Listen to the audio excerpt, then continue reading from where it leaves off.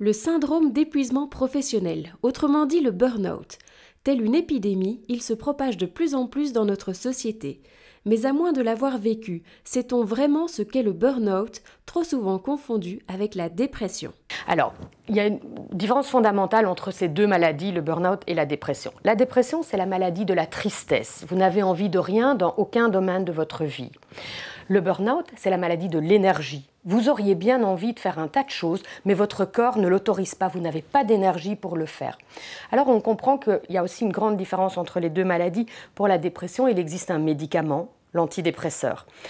Pour le burn-out, malheureusement, il n'y a pas de pilule de l'énergie. Et donc c'est beaucoup plus compliqué pour se rétablir parce qu'il va falloir apprendre à vraiment se reposer et changer des choses dans sa vie pour ne plus s'épuiser. C'est un autre processus.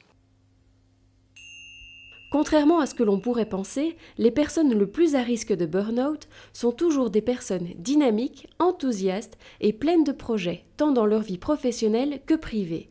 Pourtant, le corps envoie des signaux d'alarme annonciateurs d'un burn-out. Les problèmes et les signaux d'alarme que le corps donne s'installent quand on reste trop longtemps, plusieurs semaines, plusieurs mois, avec des hormones de stress très élevées dans le corps.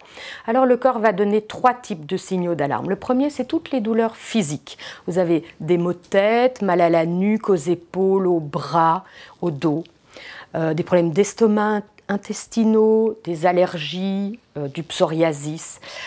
Le corps n'est pas content. Si vous restez avec beaucoup de stress, vous allez commencer à avoir le deuxième signal d'alarme, que sont les problèmes de sommeil. Troisième signal d'alarme, si vous continuez à garder ce haut niveau de stress, ça va être tout ce qui est changement d'humeur. Et ça, c'est très grave. C'est vraiment juste avant que votre barrage ne lâche et que vous tombiez sérieusement dans un burn-out difficile. Moi, j'ai fait un burn-out, mais j'avais tous les signes annonciateurs. J'avais mal au bras, je dormais mal.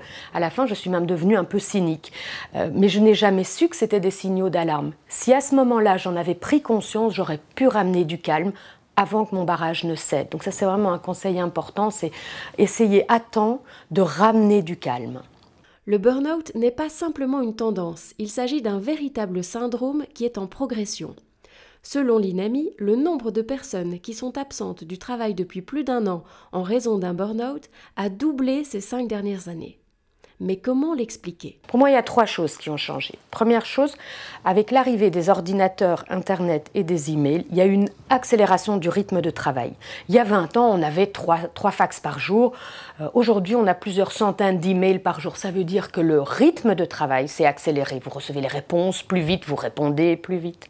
L'autre chose qui a fondamentalement changé, et ça fait seulement 10 ans, c'est l'arrivée des smartphones. Aujourd'hui, presque tout le monde a un smartphone. Ce qui veut dire qu'en plus des 8 heures par jour au bureau avec un ordinateur et vos centaines d'emails, vous allez avant, pendant la pause de midi et après, ainsi que dans les transports en commun, utiliser votre smartphone.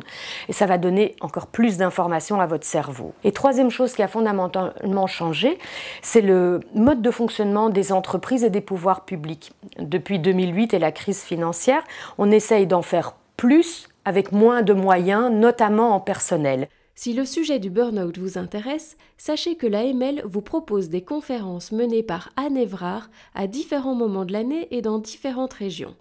Toutes les informations sur www.ml.be.